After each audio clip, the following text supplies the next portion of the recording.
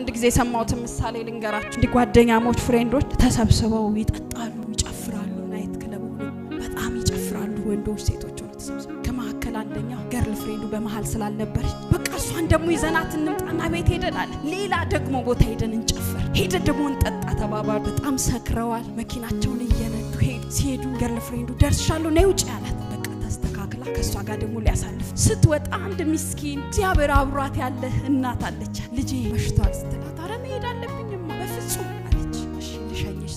አይ አንቺ አሮጊት እንዳትታይባት እናቷ ምን ግቢ ስትላት እናት ቀስ ብላ ወጣች። መታ መኪናው ስትገባ ግቢ ብሎ ወርዶ አስገባት። ስትገባ እናት እንደዚህ አለች፣ እግዚአብሔር ከናንተ ጋር ይሁን አለች።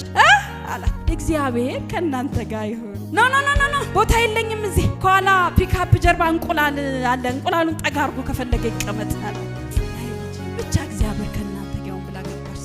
ትንሽ እንደሄዱ መንገድ ስተው የማያውቀው ጨለማ ውስጥ ገብተው እንዳለ መኪናው ተገልብጦ ሁሉም ሞቱ። በጣም ብዙ አደጋ ሰራተኞች ተገኙ። ሁሉንም ሬሳ ማውጣት ጀመሩ። በጣም በሚደንቅ ሁኔታ እንቁላሉ አንዳች አልተሰበረም። እንቁላል ተገልብጦ አይደለም ከእጃችሁ ተሳስታችሁ ጫኑት ትሉት ይሰበራል። በባህሪው ተሰባሪ ነው። ግን ማን አለ አብሮ የተሾፈበት ከፈለገ እንቁላሉ ጋር ይቀመጥ፣ ከጀርባ አስቀምጦ ከፈለግሽ እኔ ቦታ ጠቦኛል ያለው ያ እንቁላል ግን ከፍተኛ ተራራ ላይ ወድቆ አልተሰበረም። ለምን? እግዚአብሔር አብሮት ስላለ። ምንም ውስጥ ግቢ እህቴ፣ ምንም ውስጥ ለፍ ወንድሜ፣ ብቻ እግዚአብሔር አብሮት ይሁን። ከየትኛውም ስብራት የሚያወጣ እግዚአብሔር አብሮት ይሁን። እንቁላሉ ተለቅሞ ከተቀመጠበት አልጎደለም፣ ፈቀቅ እንኳን ግልብጥ አላለም። ለምን? ጠባቂ አለ እግዚአብሔር። ተሹፎባችሁ ይሆናል አንዳንዶቻችሁ። ብቻ ያንቺ እግዚአብሔር ያንቺ እግዚአብሔር ግን እነግርሻለሁ ከሆነ ቀን ከተሰበሩ መሃል አንቺ ሳትሰበሪ ትወጫለሽ። ያንተ ቢዝነስ ከብዙ ቢዝነሶች መሃል ሻይን አድርጎ ይወጣል። ለምን ከተባሉ ምንጩ እግዚአብሔር ከሱ ጋር አለ።